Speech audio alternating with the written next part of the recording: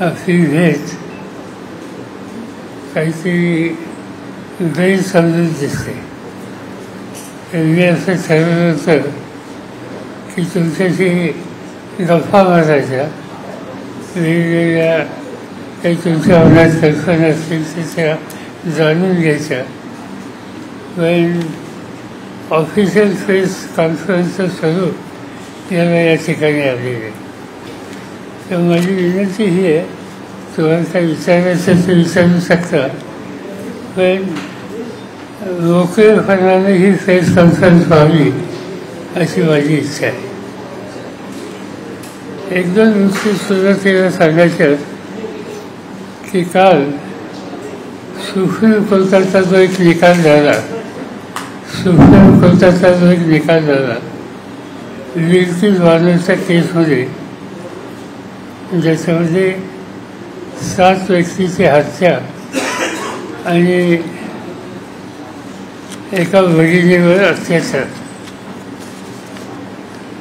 याची सगळी पार्श्वभूमी ही गोजराची आहे.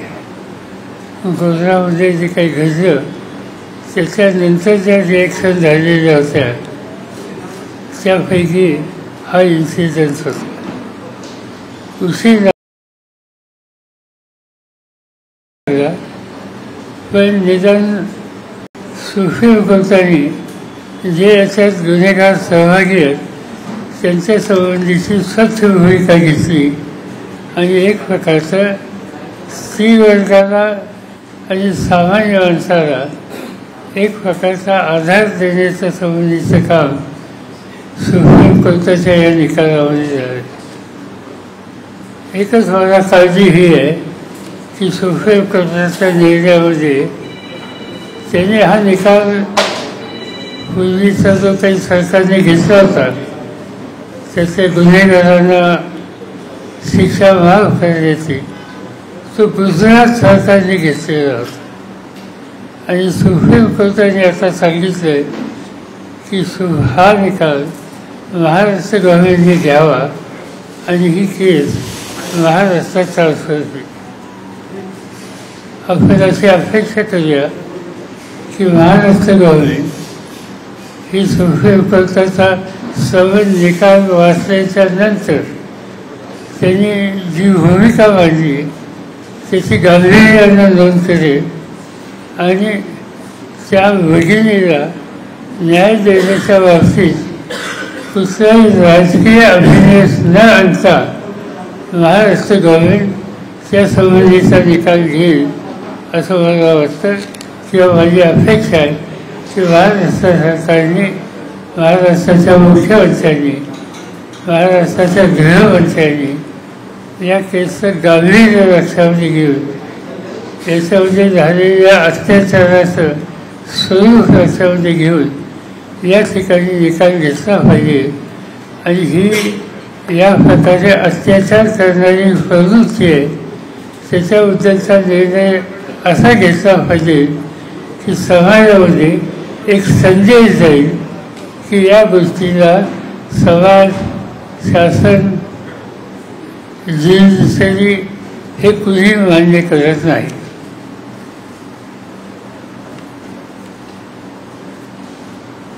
याच्यावर काही विचारायचं?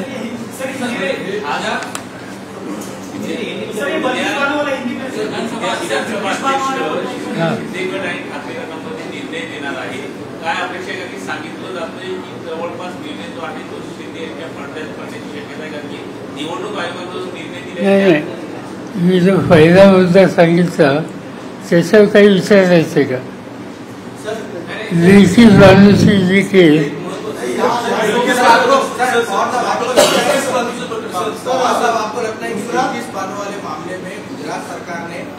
विधानसभा के चुनाव होने वाले थे, उसके पहले इस तरह का फैसला लेकर चुनाव को प्रभावित करने की कोशिश की गई और जब सुप्रीम कोर्ट ने फटकार लगाई है, केवल फटकार लगाने से मामला खत्म हो जाता है या फिर सरकार के लोगों पर कोई कार्रवाई भी होनी चाहिए, क्योंकि इस तरह का गलत उन्होंने. सीधी बात यह है कि ये जिससे कुछ लोगों को सजा हुई है उनको माफी देने की डिसीजन है. और ये माफ़ी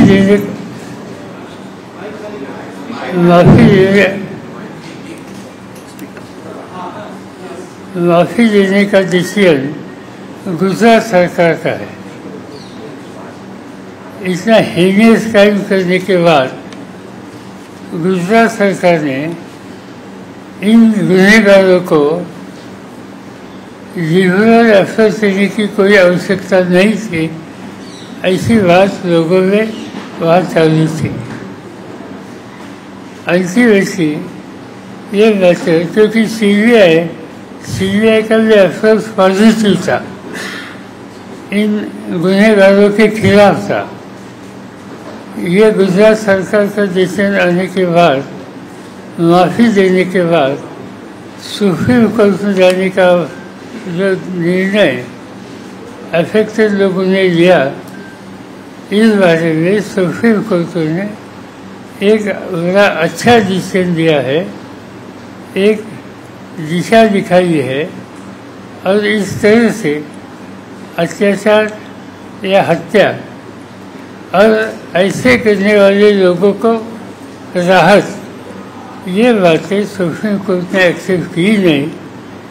गुजरात गवर्नमेंट ने इसमें जो डिसीजन ले लिया, वो डिसीजन वहाँ लेने की आवश्यकता नहीं थी और इसीलिए वो केस महाराष्ट्र में ट्रांसफ़र करने की भूमिका सुप्रीम कोर्ट ने इसमें ली। ये अच्छी बात है। खाली एक ही मुझे मेरा सुझाव है कि महाराष्ट्र के मुख्यमंत्री हो, महाराष्ट्र के होम मिनिस्टर हो, उन्होंने ये केस की सीरियसनेस देखनी चाहिए। महिलाओं के ऊपर अत्याचार जो हुए वो नज़रअंदाज नहीं करने चाहिए और 7 लोगों की हत्या हो गई, ये भी नज़रअंदाज नहीं करने चाहिए। जो कोई इसमें इन्वॉल्व होगा, इसमें कोर्ट ने जो डिसीजन दिया है उसी पर अमल करने की नीति महाराष्ट्र गवर्नमेंट ने यहाँ लेनी चाहिए।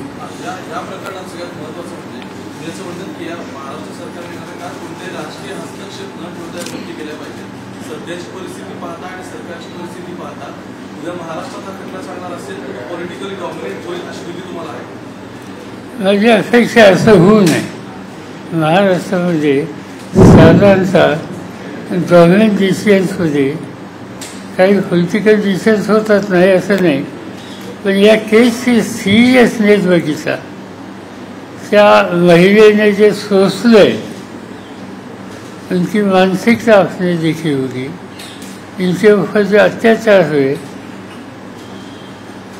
और इनके परिवार के 7 सदस्यों की हत्या हो गई, ये सब देखने के बाद इसका सीरियसनेस महाराष्ट्र गवर्नमेंट नज़रअंदाज नहीं करेंगे ऐसे मुझे लगता है। और मेरा उनसे विनती है कि ये केस सीरियसली ले लो और जिन्होंने हीनियस क्राइम किया है इनके बारे में सुप्रीम कोर्ट ने जो बताया वो सामने रखकर कुछ करना है वो करिए।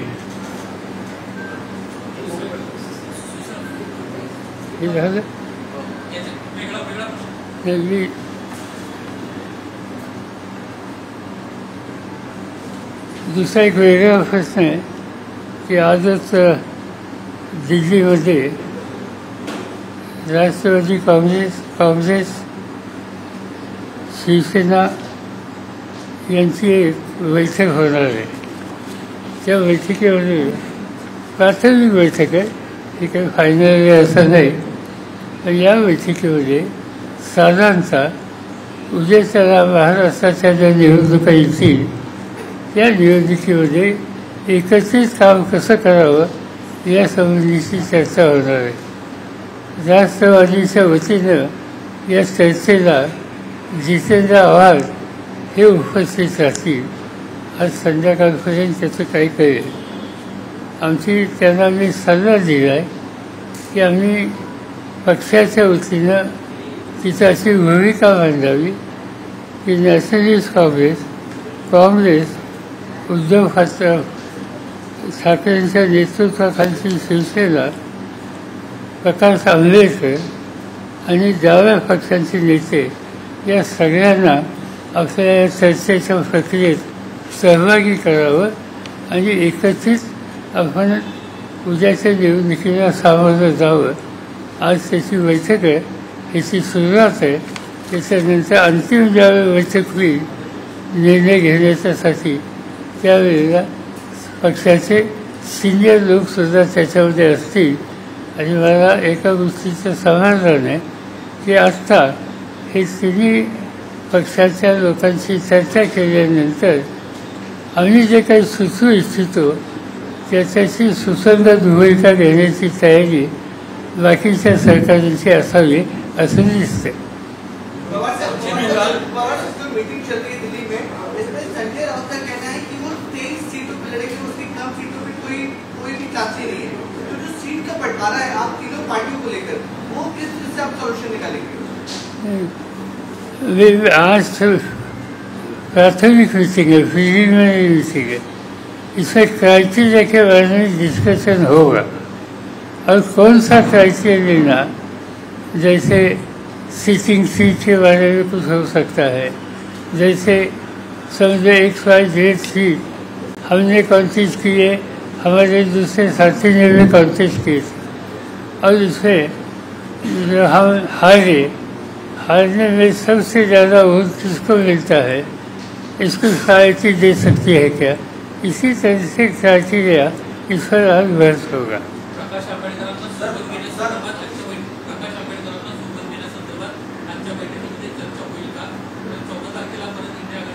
नहीं, प्रकाश आंबेडकर भूमिका जाहीर केली की शिवसेनेने आपली विरोधी 24 जागांवर लढणार आहोत. काँग्रेस राष्ट्रवादी संदर्भात शिवसेनेने आपली भूमिका स्पष्ट केली, मात्र 24 जागांची मागणी ते वंचित करते. नाही, असं की जागा प्रत्येक पक्ष आपली भूमिका काय, त्याची आपली डिमांड काय या संबंधी बोलत असतात.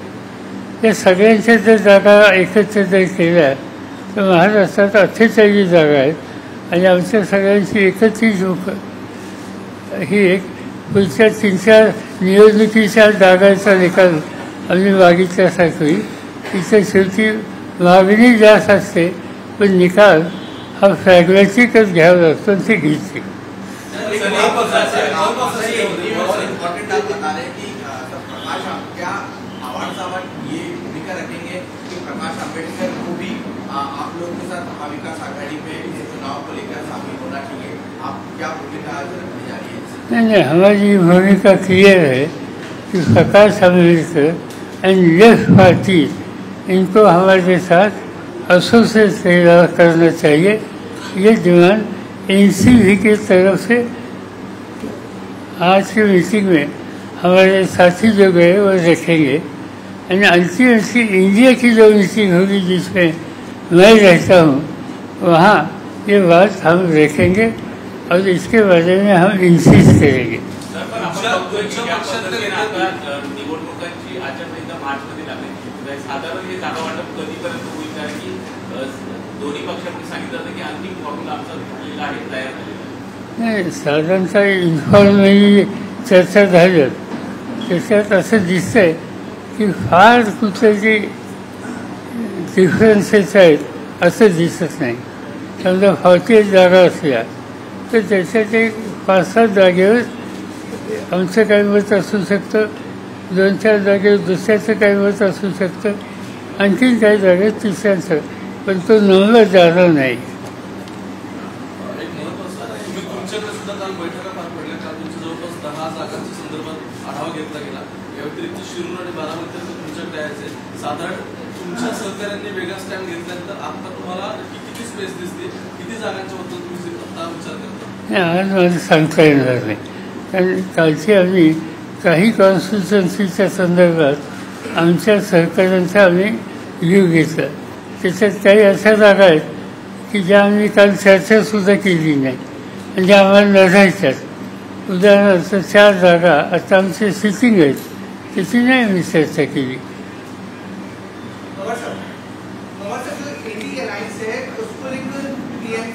कांग्रेस, JDU तीनों पार्टी में काफी ज्यादा अनबन चल रही थी। आपको लगता है कि लोकसभा चुनाव तक ये इंडिया अलायंस एक साथ रहेगा? नीतीश कुमार नाराज चल रहे हैं कांग्रेस से, ममता बनर्जी नाराज चल रही है कांग्रेस से, आम आदमी पार्टी और कांग्रेस में भी इतना विवाद चल रहा है, तो ये इतना सब कुछ चल रहा है इंडिया अलायंस में, आप उस ओवरऑल सिनेरियो को कैसे देखते हैं? साथ ऐसा है कि जब अलायंस पॉलिटिक्स जब करते हैं और सब अलायंस पॉलिसी में शुरू में एक्सेसिव डिमांड कई पॉलिटिकल पार्टीज रखते हैं, इंसिस्ट करते हैं, कभी पब्लिक स्टेटमेंट भी देते हैं। और जनरल थिंकिंग इंडिया के पार्टनर से ये है कुछ भी हो जाए मिलकर जाइए, कुछ भी हो जाए रास्ता निकालिए, और रास्ता निकालने के लिए जिनका इनसे ज़्यादा वहाँ नहीं है XYZ स्टेट में, उनको वहाँ ध्यान देने के लिए कहिए और रास्ता निकालिए। सर, आपको लगता है कि कांग्रेस ओवररूल कर रही है इंडिया अलायंस को, बॉस बनने की कोशिश कर रही है? ऐसा लगता नहीं। कंपैरेटिवली एनडीए के पार्टनर आप देखने के बाद आज पार्लियामेंट में कांग्रेस की सीट ज़्यादा है, कांग्रेस ज़्यादा कॉन्टेस्ट कर सकती है। ऐसी स्थिति में कांग्रेस ने कुछ डिमांड की तो ऐसा इन्फ्लेशन हो सकता है जैसे आपने सवाल पूछा, मगर वो स्थिति नहीं। सर, आता रवींद्र वायकर जे ठाकरे गटाचे नेते आहेत त्यांच्यावरती ईडीची रेड पडली आहे. काही दिवसांपूर्वी रोहित पवार यांच्या कारखान्यावरती पण ईडीची रेड पडली होती. अशा पद्धतीनं अजूनही ईडीची कारवाई सुरू आहे आणि सातत्यानं केंद्रीय तपास संस्था ज्या विरोधी पक्षाचे नेते आहेत त्यांच्यावरती साधी गोष्ट आहे की जोपर्यंत सरकार दिल्लीचं बदलत नाही तोपर्यंत हे होणार. आजचं जे काही वायकरांचं वार्ताही मिळालं, मला काही डिटेल्स माहिती नाही, पण त्यांच्यावरचा हल्ला असेल किंवा यापूर्वी रोहित पवारांच्या संदर्भातली गोष्ट असेल, या गोष्टी होत असतात. सत्ताधारी पक्षांनी विशेषतः आज ज्यांच्या हातामध्ये सत्ता आहे ते या बाबतीत त्यांचं लक्ष अधिक असतं. ईव्हीएम बाबत पण लोकसभा निवडणुकीच्या पार्श्वभूमीवर काँग्रेस सातत्यानं आक्षेप निर्माण करते की ईव्हीएममुळे काही गोंधळ होऊ शकतो आणि त्यामुळे लोकसभा निवडणूक सुद्धा बॅलेट करून घ्यावी अशी पद्धतीची डिमांड होते. तुम्ही कसं बघताय? असं की अशा प्रकारची मागणी ही इलेक्शन कमिशनच्या समोर आम्ही केली. आम्हा लोकांच्या वतीनं जयराम रमेश काँग्रेसचे नेते यांनी या संबंधीचा प्रस्ताव इलेक्शन कमिशनकडे पाठवला. त्या प्रस्तावामध्ये ईव्हीएमच्या संबंधीचा आमचा काही अनुभव आणि या संबंधी काही दुरुस्त करण्याची शक्यता आणि हा निर्णय घेण्याच्यासाठी इलेक्शन कमिशनने आम्हा लोकांना वेळ द्यावी, आमच्याशी चर्चा करावी, आमचा व्ह्यू ऐकून घ्यावा आणि त्याच्यात दुरुस्ती करावी अशी मागणी त्या ठिकाणी केली होती. पण इलेक्शन कमिशनने वेळ देणं, चर्चा करणं या दोन्ही गोष्टी मान्य केल्या नाहीत. इलेक्शन कमिशनने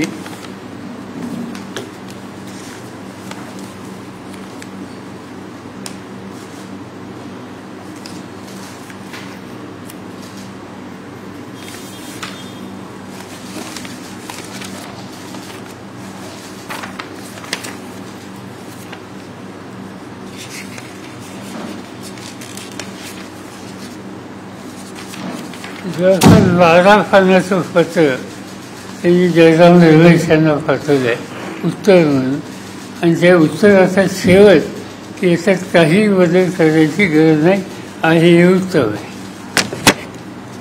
केवळ विरोधी पक्षातल्या नेत्यांनाच ईडीची नोटीस मिळते असं नाहीये किंवा चौकशा होत आहेत असं नाहीये. भावना गवळींना देखील ईडीची नोटीस काही दिवसांपूर्वी आली आणि त्यांच्या पीएला देखील ईडीची नोटीस आलेली आहे.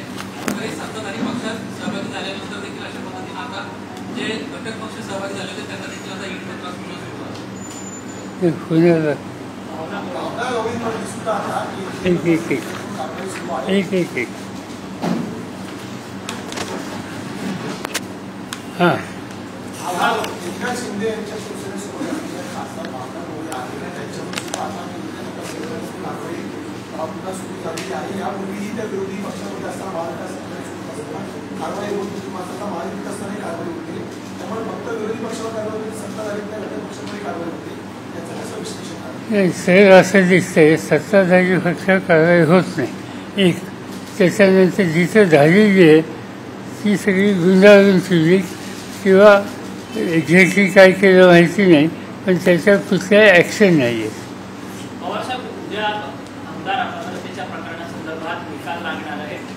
जे विधानसभा अध्यक्ष आहेत राहुल नार्वेकर ते स्वतः मुख्यमंत्र्यांची भेट घेण्याकरता वर्षांपासून जातात आणि आजारी असताना अशा प्रकारची 1.5 तासाची भेट होते आणि उद्या निकालाचं वाचन करायचं. साधी सरळ गोष्ट आहे. ज्यांच्या पुढे केस आहे आणि ज्यांची केस आहे त्याच्यात ज्यांची केस आहे त्यांनी ती केस मांडणं याच्यात काही चुकीचं नाही. पण ज्यांच्यासमोर मांडली जाते आणि ज्यांचा निर्णय अभिप्रेत आहे तेच घ्यायचं. ज्यांची केस आहे त्यांच्याकडे जात असतील तर संशयाला चिंता वाटावी अशी जागा याचं निर्माण होते. ते केलं नसतं तर या पदाची प्रतिष्ठा आणखीन चांगली राहिली असते. केंद्रामध्ये जर भाजपचं सरकार पुन्हा आलं नाही तर अजित पवारांसोबत गेलेले काही आमदार आहेत ते पुन्हा एकदा तुमच्याकडे तुमची माफी मागतील अशा संदर्भात राजेश टोपे म्हणाले तुमच्या टू द पॉईंट या कार्यक्रमात आणि त्या आमदारांच्या घालमेल सुद्धा तशी चालू आहे. असं घालमेल चालू असेल ते मला माहिती नाही, पण असा निर्णय ज्यांनी घेतला त्यांच्या संबंधी आमच्या पक्षात फेरविचार नाही. परत ते यायची शक्यता असेल तर जरी सत्ता बदल झाला तरी त्यांना दरवाजे बंद असतील. सरळ त्याचं प्रमुख जे लोक आहेत त्यांच्या संबंधीची आणि हा निर्णय घ्यायला असा निर्णय घ्यायला जे जबाबदार आहेत कारणीभूत आहेत त्यांच्या संबंधीची भूमिका स्वच्छ आहे. सभा में भी अजित पवार और शर्मिल पर ये कह रहे थे कि मुंबई जैसे शहर में पक्ष बढ़ नहीं पाई, पार्टी बढ़ नहीं पाई. उसकी वजह थी कि हमारे पक्ष का मुद्दे सिर्फ ग्रामीण इलाका में बना दिया. शहरी इलाका कितने जरूरी है उन्होंने कभी कंसिडर ही नहीं किया. तो सीधा आरोप आप पे लगाते हैं उन जगहों पे पार्टी बढ़ नहीं पाई. बात ऐसी है जो परिस्थिति है आज की नहीं, इसलिए 23 साल से ये पार्टी हम चला रहे. इसमें इन्फॉर्मेशन फोर्स की जिम्मेदारी जो बोलते हैं उनके ऊपर ही थी. तब उन्होंने अपने पास जब काम था जिम्मेदारी थी तब ध्यान कभी दिया नहीं. आज देखे ठीक है.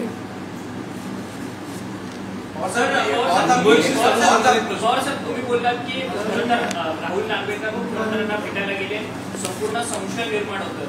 खरं तर राजकीय वर्तुळात चर्चा सुरू आहे की निकाल राहुल नार्वेकर विधानसभा अध्यक्ष ते मुख्यमंत्र्यांची भेट घेतात त्यामुळे संशय निर्माण होतो. राजकीय वर्तुळात चर्चा रंगते की शिंदेच्याच बाजूने निकाल लागेल.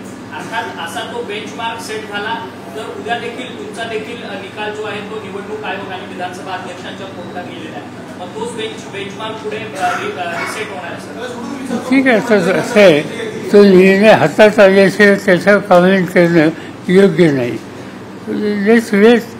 24 तासामध्ये 12 तासामध्ये हा निकाल येईल. तो आल्याच्या नंतर आपण त्याच्यावर भाष्य करू. मुख्यमंत्र्यांनी या संदर्भात सकाळी प्रतिक्रिया व्यक्त केली की बहुमत आमच्याकडे आहे. आमदारांची आणि खासदारांची संख्या पहिले तर आमच्याकडे जास्त आहे. निवडणूक आयोगाने त्या संख्येमध्ये आमच्या बाजूने निकाल दिला होता. त्यामुळे विधानसभा अध्यक्षाचा निकालही आमच्याच बाजूने असल्याचा विश्वास केला. त्यांचं बहुमत आहे ही गोष्ट खरी आहे. म्हणजे तसं एका पक्षाला स्वच्छ बहुमत आहे ही स्थिती नव्हती. भाजप त्यांचे काय 105 104 काय नंबर असेल तो आणि नंतर शिंदे साहेबांचा पक्ष ते मिळाल्यानंतर ते बहुमत आलेलं आहे आणि त्यामुळे स्वच्छ निर्मळ बहुमत आहे असा क्लेम करण्याची परिस्थिती नाही. पण आकडे नंबर हे जर बघितलं तर तो नंबर त्यांच्याकडे आहे आणि त्यामुळं त्यांनी काही काळजी घेण्याची आवश्यकता आहे.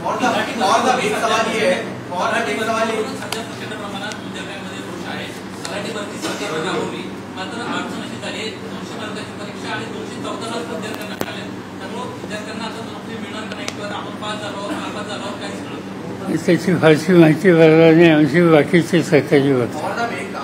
चुनाव आयोग में सिंबल को लेकर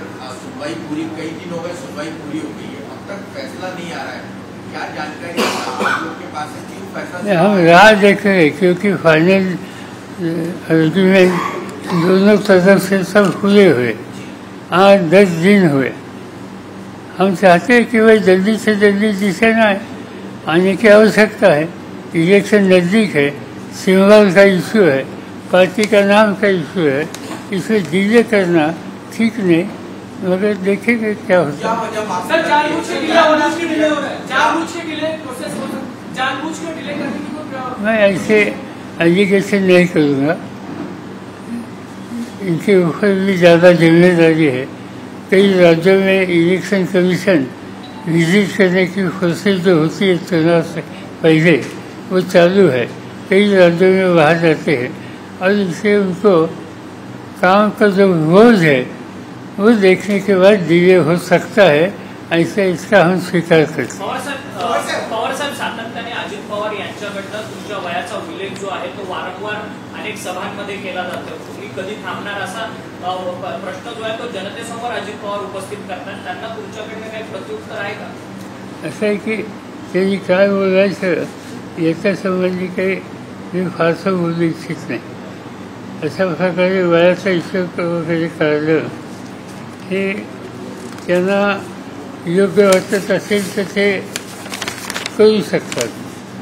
आता माझ्याच बाबतीचा विचार करायचा झाला तर मी पार्लमेंटरी पॉलिटिक्समध्ये 1967 साली आलो। 1967 till today, not even 1 day's break, continuously कधी विधिमंडळ असेल, राज्याचं किंवा देशाची संसद असेल, त्या ठिकाणी मी काम करतो। आणि या सगळ्या काळामध्ये कधीही माझ्या सक्षमतेबद्दल, काम करण्याच्या पद्धतीबद्दल कधी विरोधकांनी सुद्धा फार विषय त्यांनी काढले नाही। आणि प्रश्न वयाचा आणि कार्यक्षमतेचा असेल तर अनेक लोकांच्याबद्दल मला सांगता येईल। साधी गोष्ट आहे, Morarjibhai Desai at the age of 83 किंवा द प्राईम मिनिस्टर करता म्हणत होते, काम करत होते, त्यांच्यावर लोकांचं उभवत होतं। आणि त्यामुळे अशा गोष्टी काढण्याची आवश्यकता असं मला स्वतःला वाटत नाही। परंतु अजित पवार सांगितलं जातंय की सातत्यानं तुमच्या वयाचा उल्लेख पवार अजितदादा गटात का करण्यात येतो, कारण तुम्हाला जी सहानुभूती मिळते ती कमी करण्यासाठी अशा पद्धतीने तुमचं वय काढलं जातं। मी काही त्याच्या खोलात जात नाही। लेकिन अजित पवार सभाओं में से अजितदादा पवार ये कहते हो कि उम्र 84 की हुई, अब तो आप रुक जाइए, हम पे विश्वास दिखाइए, हम काम करने के लिए तैयार है, आप मार्गदर्शन कीजिए। वो बार बार आपको मार्गदर्शन करने की बात कहते हैं, इसलिए हम अलग हो गए, इसलिए हमने ये निर्णय लिया। तो क्या आप चूंकि इंडिया अलायंस में एक आप प्रमुख घटक पक्ष है, इससे आपको रोकने की कहीं ना कहीं कवायद है, और दूसरा क्योंकि घर का ही व्यक्ति बार बार मेरे सब मेरे साथियों को ये मालूम है कि मेरी राज्यसभा की टेन्योर 2.5 साल के बाद खत्म होने गई। मैंने पब्लिक स्टेटमेंट किया है कि इसके बाद मैं कॉन्टेस्ट नहीं करूँगा, मैं कॉन्टेस्ट नहीं करूँगा। ये जो मैंने पब्लिक बयान दे दिया है, इससे कुछ न कुछ डायरेक्शन साफ होती है। और बात ऐसी है कि एक बार अनाउंस करने के बाद फिर वो इशू रेज करने की कोई आवश्यकता है ऐसे मुझे लगता नहीं। इशू आज का जो 2 साल मेरे है तो क्या आदत हो तो लोगों ने मुझे, मेरे पार्टी के साथियों ने मुझे पार्लियामेंट में भेजा है। पार्लियामेंट की टेन्योर मेरी ख़त्म हुई नहीं तो मैं कैसे इस्तीफा दे सकता हूँ, कैसे विदा हो सकता हूँ। मुझे जब मैंने कहा कि ये टेन्योर के बाद मैं कंटिन्यू करने वाला नहीं हूँ, तब तक मेरा फ़र्ज़ है कि वो टेन्योर जब तक लोगों ने मुझे भेजा है तब तक पूरी करना, उनकी सेवा करना, उनके लिए पार्टी के साथियों को जो कोई सहायता कर सकते हैं वो करना, ये मेरा काम है और मैं कर रहा हूँ।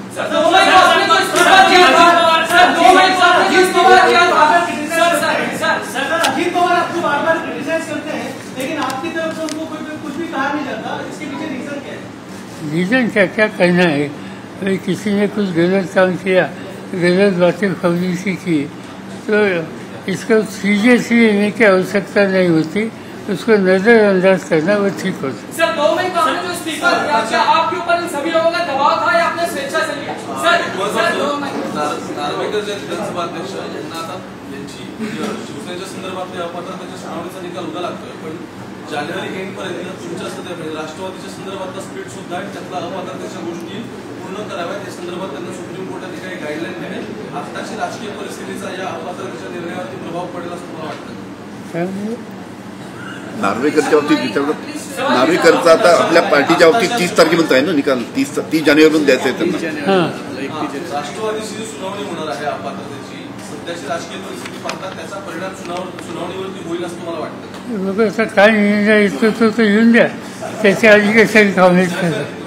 जे म्हणालात ना की खासदारकीची तुमची टर्म संपली फक्त ती रिटायर होणार नाही, म्हणजे तुम्ही खासदारकीची टर्म होईपर्यंत पूर्ण वेळ तुमची राजकीय जी कारकिर्दी चालू होणार आहे. किती अनेक क्षेत्रात आहे, मला काम करण्यासाठी अनेक आता या राज्याची या देशाची शुगर इंडस्ट्री आहे, त्याची महत्त्वाची संस्था आहे, त्याचा मी लाईफ प्रेसिडेंट आहे. आणखी काही संस्था अशा आहेत की त्याच्यामध्ये माझी निवड लोकांनी आज नाही 20 वर्षापूर्वी लाईफ टाईम ट्रेनिंग केलेली आहे. एज्युकेशन इन्स्टिट्यूशन्स आहेत, या सगळ्यामध्ये काम करता येतं ना तुम्हाला. त्याच्यामध्ये काही पार्लमेंटच्या आणि विधिमंडळाच्या सत्तेच्या जागेवर जाण्याची गरज पडत नाही. मग अजित पवार आणि त्यांचे जे अजित पवार आणि बाकीचे जे नेते गेलेत ते केंद्रीय तपास यंत्रणांच्या दबावामुळे बाहेर गेलेले आहेत. असं की याच्यामध्ये माझ्यापेक्षा तुम्हाला लोकांना जादा माहिती आहे, आणि याच्यावर चर्चा सगळ्या अगदी गावागावात होती. म्हणजे अगदी एका खेड्यामध्ये मी गेलो होतो आणि तिथं जाताना 4 लोक रस्त्याने जात होते, तर त्यांच्याशी मी सहज गमतीने चौकशी करता, पीक पाणी कसं आहे वगैरे वगैरे, तर ते सांगत होते किंवा हे असं आहे, पण आम्हाला या गोष्टी वेळ मिळत नाहीत, त्याच्यामध्ये जादा किमतीने घेतले जातात, काळजी करा पण त्याने इझी लावा. आता हे याचा अर्थ इझी लावा हा शब्द कोणत्यापर्यंत लोकांच्याकडे पोचलेला आहे, त्यामुळे त्याचं काय सांगा.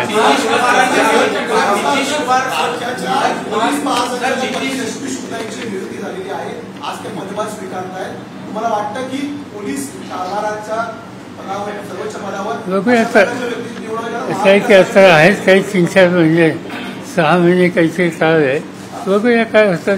यापूर्वी बघितलं होतं, आणि आता काळजी एकच घ्यायची, आमच्या सगळ्यांचे टेलिफोन त्या होणार नाही याची काळजी घ्यायची, त्याच्यावर लक्ष ठेवायचं, अशा काही गोष्टी कराव्या लागतील.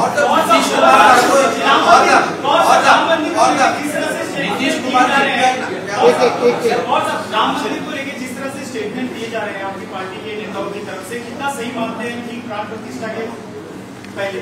सर जिस तरीके से राम मंदिर को लेकर, खासकर राम को लेकर जो स्टेटमेंट आपकी पार्टी की ओर से आते हैं, क्या ये सही है? ऐसे में जबकि राम कोई पार्टी की तरफ से राम के खिलाफ स्टेटमेंट आया नहीं. राम श्रद्धा का विषय है, इस देश की जनता के हृदय में राम का स्थान है, और वो इज्जत हमेशा हम रखेंगे, रखते हैं, इसमें कोई कहने की जरूरत नहीं है. इसमें जितेंद्र आवाज ने एक ही इशू कहा, और अब वाल्मीकि रामायण पढ़ेंगे और कुछ पढ़ेंगे, तो इसमें उन्होंने जो कहा वो आप पढ़ सकते हैं, कहने की आवश्यकता नहीं थी, नहीं करते तो अच्छा होता था, मगर उन्होंने राम की अप्रतिष्ठा की ऐसी बात है, ऐसे करना सीखें. सर रामाच्या संदर्भात सांगतो सर, अनेक एज्युकेशनल इन्स्टिट्यूटमध्ये अर्थात मुंबई महानगरपालिकेच्या शाळेमध्ये मुलांना आता रामाच्या वरती निबंध असेल, वक्तृत्व स्पर्धा असेल, हे एज्युकेशनल इन्स्टिट्यूटमध्ये, सरकारी इन्स्टिट्यूटमध्ये आता बोलावलं. माझ्याकडे काही शिक्षकांनी आजच तक्रार केली की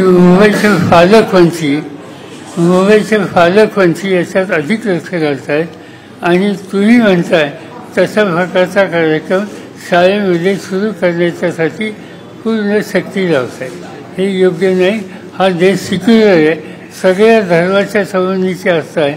हिंदू किंवा राम याच्याबद्दलची आस्था जेवढी आहे तेवढी मुस्लिम किंवा इस्लाम किंवा मोहम्मद या सगळ्याचं मोहम्मद पैगंबर यांच्याबद्दलची सुद्धा आस्था आमच्या मनात आहे. ख्रिश्चन धर्माच्याबद्दल आहे, येशूबद्दल सुद्धा आहे. आणि त्यामुळं या प्रकारच्या भूमिका नव्या पिढीच्या मुलांच्या मनावर लिंबवण्याचं काम करणं हे सिक्युलर राज्यामध्ये योग्य नाही. तुम्हाला राम मंदिराचं निमंत्रण आलंय का आणि तुम्ही जाणार आहात? नाही, असं आहे की त्याच्यात मला जायचं असेल तर मी जाईन, त्याला काही निमंत्रणाची वाट बघत नाही. आणि ज्यावेळेस तिथं मेळा आहे त्या गर्दीत मी जाणार नाही. कधी जाईन वर्षांनी, 2 वर्षांनी, 3 वर्षांनी. असं माझी फार्लूनची 3 संस्था वेळ एक हो.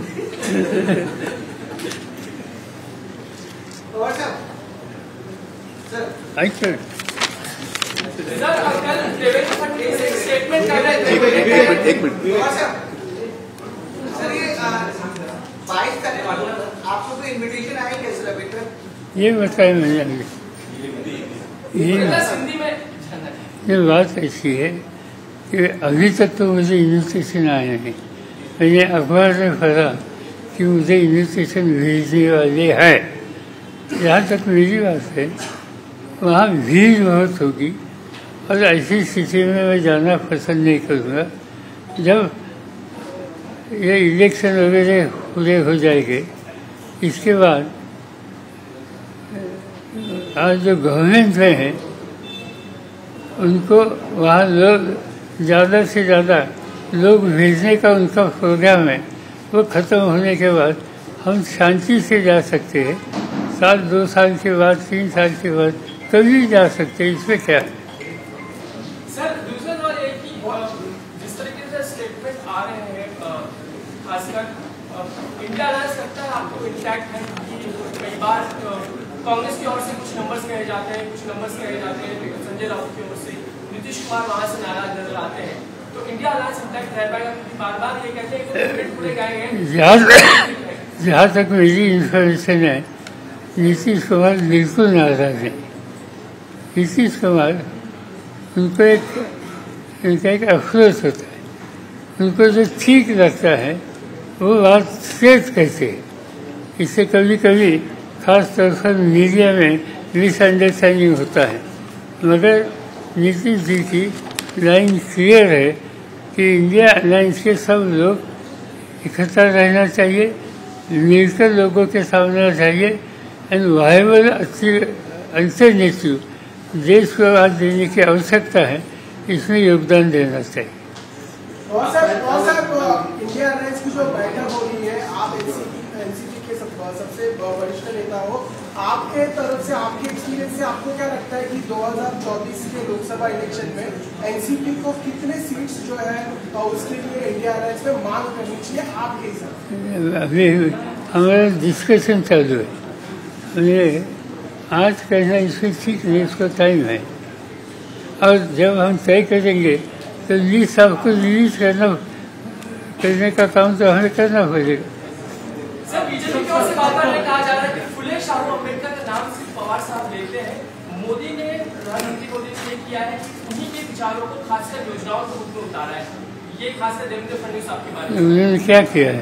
फुले शाह अम्बेडकर के बारे में क्या किया है? कहाँ किया है? आज की जो जिन लोगों की हुकूमत है उनको फुले शाह अम्बेडकर इनकी आइडियोलॉजी, उन्होंने ज़िंदगी में जो काम किया इसके बारे में कोई इंटरेस्ट नहीं.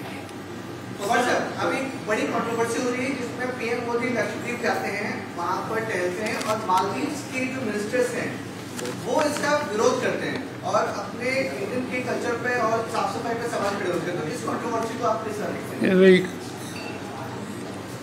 नरेंद्र मोदी, उनकी पॉलिटिकल लाइन, उनका गवर्नमेंट का अप्रोच, इस बारे में हमारे मन में कोई इशूज पर रिजर्वेशन है. मगर देश का प्रधानमंत्री जब बाहर जाता है और देश के प्रधानमंत्री के बारे में अन्य देश के गवर्नमेंट से रहने वाले लोग कोई इस तरह से बयान देते हैं कि जिससे प्रधानमंत्री इसकी पोजीशन, इसके ऊपर हमला होता है, इसकी बेइज्जत होती है, ये हम एक्सेप्ट नहीं करते। ये हमारा प्रधानमंत्री है, देश के बाहर हम इस प्रधानमंत्री की इज्जत रखेंगे। यहाँ सच्चाई से जो कुछ बोलना है बोलने के लिए बहुत टाइम है, हम वो कभी सोचते नहीं।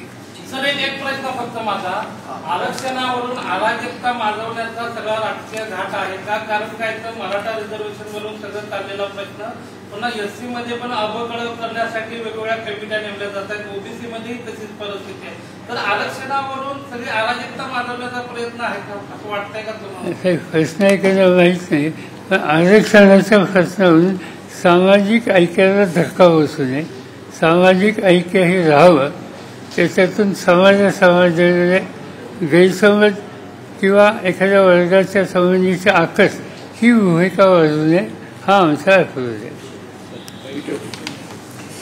हो काय?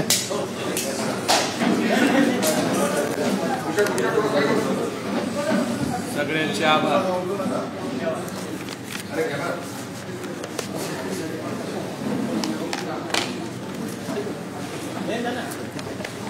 Okay.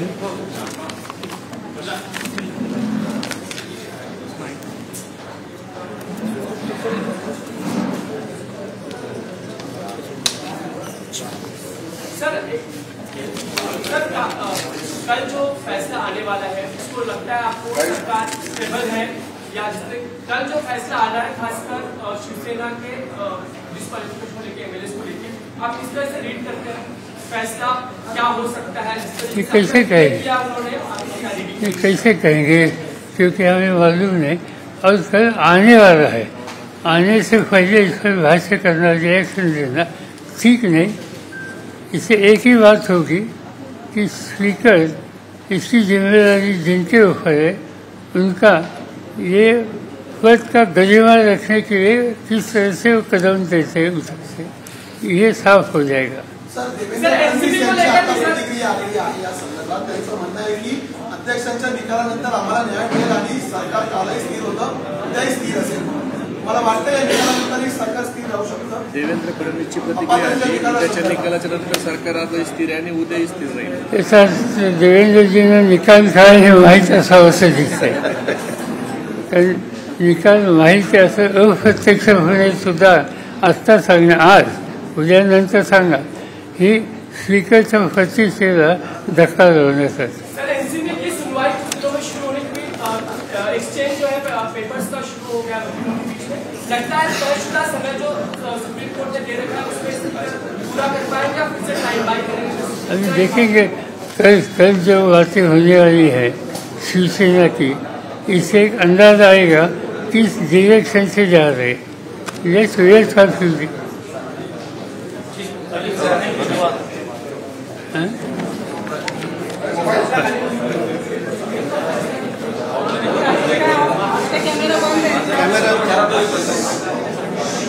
कॅमेरा निलेश करायला लागेल.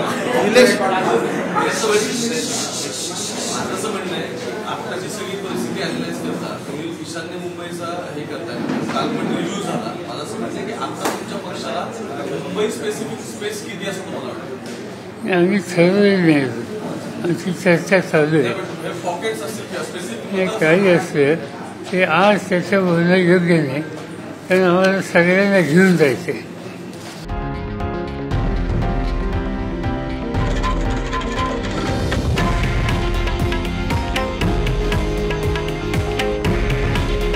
हे आहे देशातील नंबर 1 न्यूज नेटवर्क आणि आपण पाहत आहात TV9 मराठी. काळजी तुमची, हित महाराष्ट्राचं.